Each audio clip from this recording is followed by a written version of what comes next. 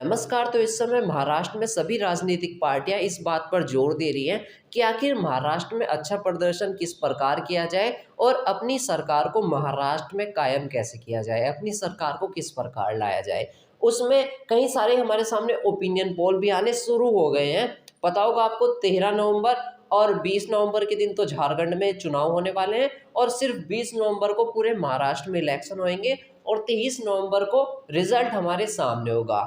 पर लेकिन झारखंड भी एक चर्चा का विषय है, लेकिन झारखंड से ज़्यादा महाराष्ट्र चुनाव जो है वो चर्चा का विषय बना हुआ है, क्योंकि महाराष्ट्र में 288 सीटें हैं और इन्हीं सीटों पर कंपटीशन है। और सबसे बड़ा एग्जिट पोल भी हमारे सामने आ गया है, जिस एग्जिट पोल का खुलासा मैं इस वीडियो में करने वाला हूं कि आखिर उस एग्जिट पोल में किसकी वाहवाही, कौन जीतता हुआ नजर आया और किसको हार मिलती हुई नजर आई।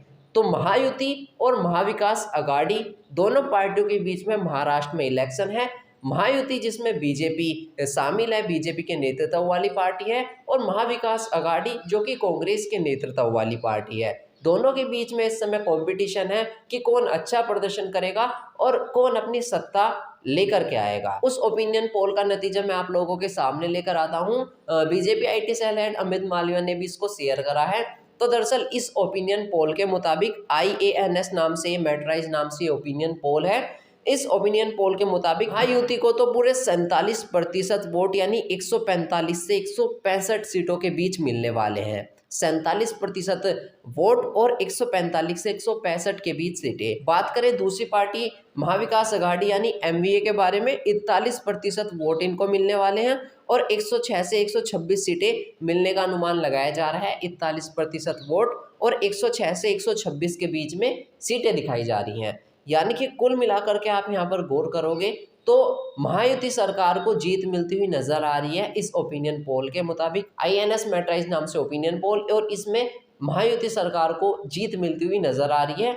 और देखिए ओपिनियन पोल आने शुरू हो चुके हैं और जितने ज़्यादा ओपिनियन पोल आएंगे उससे हमें और क्लियर होता रहेगा कि कौन सी सरकार आ सकती है, किस पर ज़्यादा एक तरीके से अंदाजा है। तो इस पोल के मुताबिक तो महायुति सरकार आने वाली है और देखते हैं अब आगे क्या होता है। पर लेकिन एक बड़ा फैक्टर हमारे सामने ये भी देखने को मिलता है कि गृह मंत्री अमित शाह ने कहा सरकार के आने के बाद में वो CM के चेहरे पर विचार विमर्श करेंगे कि CM का चेहरा किसे चुना जाए महाराष्ट्र के लिए। और दूसरी तरफ सुप्रेश नेते ने इन्हें जवाब देते हुए लिखा कि वैसे भी महायुति सरकार तो हारने वाली है, तो CM की टेंशन क्यों ले रहे हो, CM तो चुना ही नहीं जाएगा जब महाविकास अघाड़ी सरकार जीतेगी। तो इस प्रकार सुप्रेश नेत ने अमित शाह को कहा कि महाविकास अघाड़ी की सरकार आने वाली है, यानी कांग्रेस के नेतृत्व वाली सरकार आने वाली है, तो CM की तो टेंशन है ही नहीं। पर लेकिन अमित शाह ने अपना जवाब दिया। हालांकि ये एक चर्चा का विषय बना हुआ है कि महाराष्ट्र में क्या नतीजा रहेगा, हमारे सामने क्या देखने को मिलेगा, आखिर MVA को जीत मिलेगी या महायुति सरकार को जीत मिलेगी। फिलहाल एकनाथ शिंदे की सरकार है महाराष्ट्र के अंदर और देखते हैं कि अब आगे क्या नतीजा रहता है। और कुछ दिन बच रहे हैं, 20 नवंबर को महाराष्ट्र में चुनाव हो जाएंगे और सिर्फ 3 दिन बाद रिजल्ट भी हमारे सामने देखने को मिल जाएगा 23 नवंबर को। और ये साफ साफ क्लियर हो जाएगा कि हमारे सामने महाराष्ट्र में किसके नेतृत्व वाली सरकार आने वाली है, MVA या महायुति। इस बारे में आप क्या कहना चाहेंगे? अपनी राय हमारे साथ कमेंट के माध्यम से शेयर करें, वीडियो को लाइक करें और चैनल को भी सब्सक्राइब कर दीजिए।